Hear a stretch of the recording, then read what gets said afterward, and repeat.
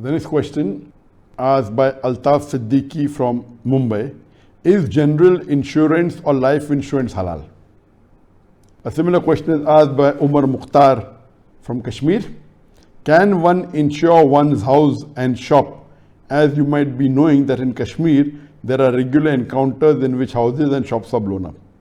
The question poses that is general insurance or life insurance permitted? Can the Muslims in Kashmir insure their house because it's blown up, etc.? Insurance per se is not haram. But because of the things associated with insurance, most of the time it's haram. The conventional insurance that we have, or the commercial insurance, the reason it's haram is because it has three criteria which are haram. Number one, the reason of ambiguity. Number two, it has an element of gambling. And number three is riba. In a conventional insurance, what happens? It may be a car insurance, it may be health insurance, it may be a car insurance, you may buy insurance of the car, and the full year nothing happens. So the owner of the company of the insurance gets the profit and you don't get, it's ambiguity.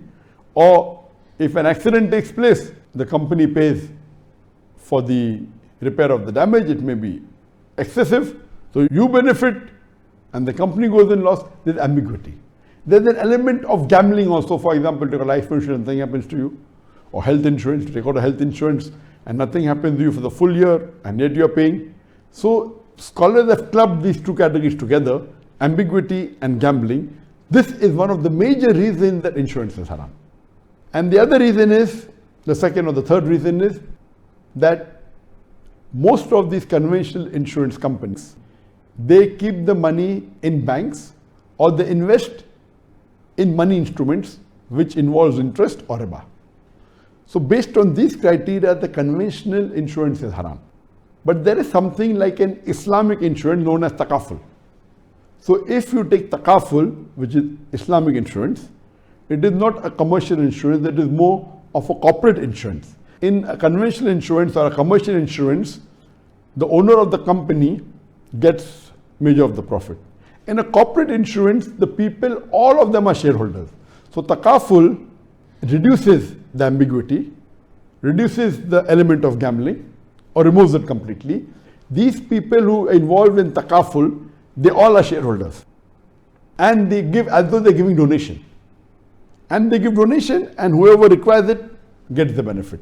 Based on the hadith that once during wartime when there was scarcity of food, so the Sahabas collect the food from all the people and they distribute it equally. That means all of them give the food and then they collect what it is and they distribute equally. So this is permitted. So in takaful what happens? All of the members are shareholders. So just in case if no accident takes place, no one is sick, what happens? That money goes back to the shareholder. In the conventional insurance, if no one gets sick, who benefit? The owner.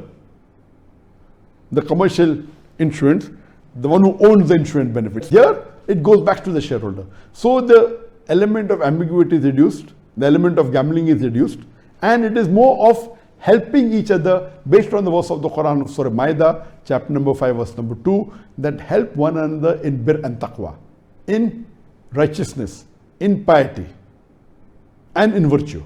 So based on this verse of the Quran, the takaful is formed. They see to it that the Islamic Sharia is followed and all the haram is not there. And if the takaful invests, they see to it that they don't invest in a riba-based investment. They invest in a Sharia-compliant investment. So the money that comes, they put on a Sharia-compliant, which is based on the principles of the Sharia.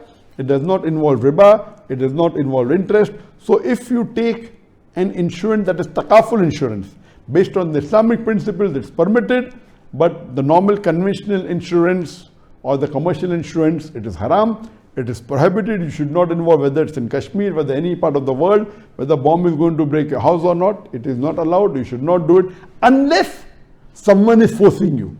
Like in some countries, taking out insurance of the car is compulsory, like in India, and there's no takaful.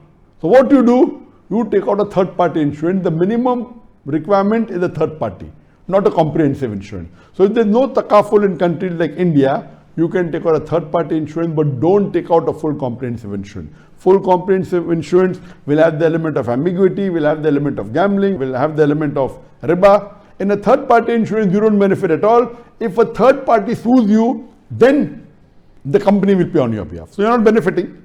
It's a small amount.